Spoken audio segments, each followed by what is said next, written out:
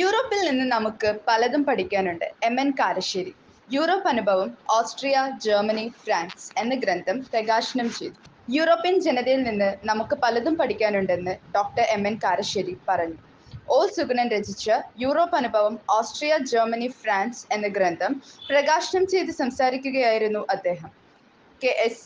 വെങ്കിടാചലം പുസ്തകം ഏറ്റുവാങ്ങി. പ്രശസ്ത എഴുത്തുകാരൻ യു.കെ. കുമാരൻ അധ്യക്ഷത വഹിച്ചു. Doctor C. Raveendran, P. Koya, PK. Dayanandan, Vagbhatananda Gurudevan, വായനശാല president Vipin PS. Malabari, C. Surendran എന്നിവർ പ്രസംഗിച്ചു. ഒ. സുഗുണൻ മറുമൊഴി നടത്തി. പൂർണ്ണ പബ്ലിക്കേഷൻസ് ആണ് പ്രസാധകർ. സുഗുണന്തിലൊരു വലിയ പാഠമായിട്ട് പറയുന്നത് അവനോട് പണിയൊക്കെ അവനോട് എടുക്കണം. അത് ഇവിടെ നമ്മുടെ ഷർട്ട് തേക്കേണ്ടത് ആരാണ് എന്നുള്ള ഒരു ചോദ്യം. ഇതിപ്പോ ആദ്യം നമ്മളോട് ചോദിക്കുന്നത് ഗാന്ധിയാണ്.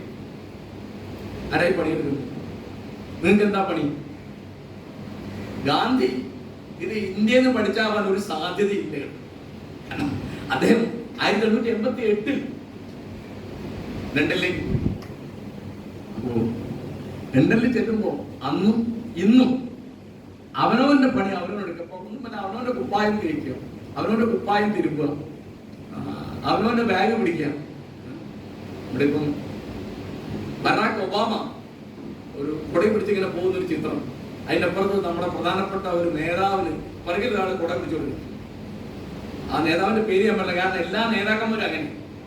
കാറ് തുറക്കാൻ അറിയാത്ത ആൾക്കാർ നമ്മുടെ എല്ലാ നേതാക്കന്മാരും കണ്ടിട്ട് നിങ്ങൾ അവരിവിടെ നോക്കിയാൽ കാറ് തുറക്കാനുള്ള ആരോഗ്യമില്ല. ഇവിടുത്തെ വിദ്യയുടെയും കാവ്യത്തിന്റെയും ഒക്കെ പ്രതിരൂപം എന്ന് പറയുന്ന ഒരു സ്ത്രീയാണ്. അതായത് സരസ്വതിയാണ്. ആണ് ഓങ്ങി പറഞ്ഞു, മാണിക്യ വീണയുമായ മനസ്സിന്റെ താമര പൂവിലുണർന്നവളെ.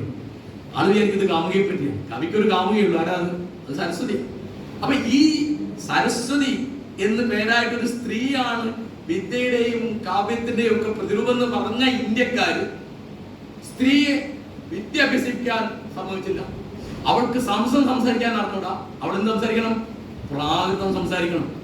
അഭിജ്ഞാന ശാസ്ത്രം എന്നുള്ള ലോകപ്രസിദ്ധമായ സംസ്കൃത നാടകത്തിൽ ഈ നീലജാതി എന്ന് നിങ്ങൾ പറഞ്ഞ ആ വിഭാഗത്തിൽ പറഞ്ഞ മുക്കുവൻ, സ്ത്രീ എന്ന് പറഞ്ഞ മറ്റേ നീലജാതി എന്ന് പറഞ്ഞ ഇവിടെ പ്രാകൃതത്തിലേക്ക് സംസാരിച്ചു കൂടും. മറ്റത് വരേണ്യ ഭാഷ.